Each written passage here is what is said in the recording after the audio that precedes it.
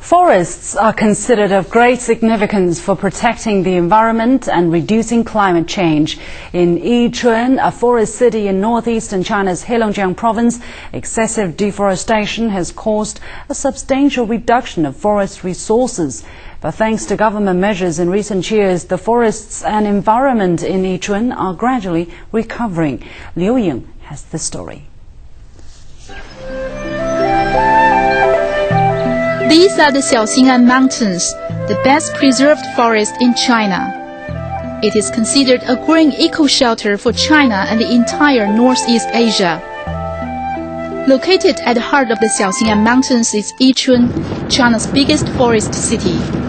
The forested area covers 4 million hectares. Yichun is also the country's earliest state-owned forest region. Its exploration started in 1948. Over the past 60 years, a great deal of timber was transported from here to different places throughout China to support the country's economic development. But unstrict logging has come at a high price. Forest reserves in Yichun have been reduced by more than a half. Stringent conservation measures adopted by the local government since 2003 have enabled the forest to begin recovering.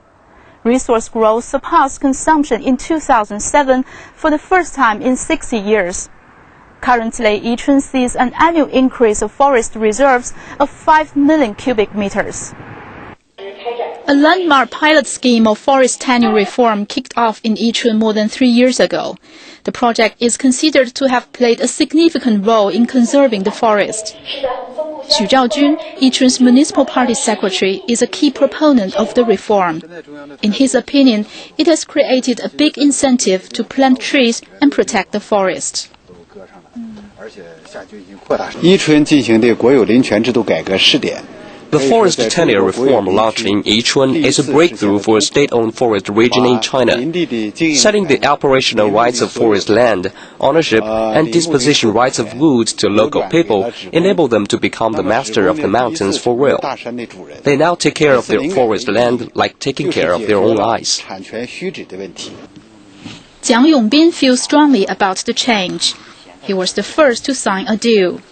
At a cost of more than 63,000 yuan, he bid for and got over 9 hectares of forest land. 3 years on, not only has his enthusiasm for forestation increased, but also his income. By developing a forest economy, such as growing fungus, Jiang Yongbin now can earn 20,000 yuan more each year. In the past, we were asked to plant trees, but now we take the initiative to do so. The forest tenure reform has stimulated our sense of responsibility. Before, the survival rate of trees planted was only 50 to 60%, but now the rate is higher than 90%. We make use of every bit of forest land to plant trees. Yichun has done far more than that. Red pine is a valuable and rare species and is considered important for conserving biodiversity of the Xiaoxing'an Mountains. Yichun stopped logging of red pine in 2004. Since then, the reserve of red pine has doubled from less than 50,000 hectares to 100,000 hectares today. Although the cessation of logging led to a decrease of our fiscal revenue, we would like to sacrifice our current interests for the long-term benefits. But Xu Zhaojun is not content. His goal is to achieve a comprehensive end to deforestation in Yichun.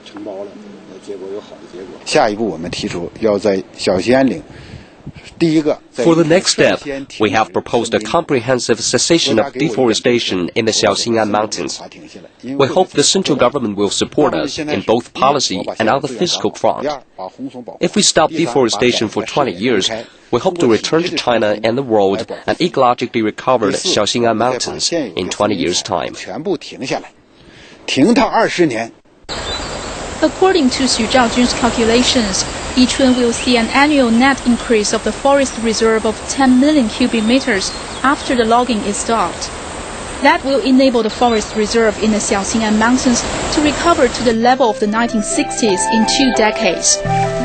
At that time, Yichun can proudly say they have made good on the promise to return a green Xiaoxing'an mountain range to China and the world.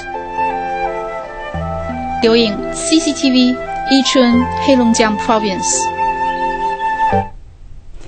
On tomorrow's China on the Move, we'll tell you how the road of heaven in Tibet changes the lives of Tibetans and about one city's struggle to balance urban development with cultural protection. Please join us tomorrow. And you're watching News Hour. We'll take a very short break, and when we come back,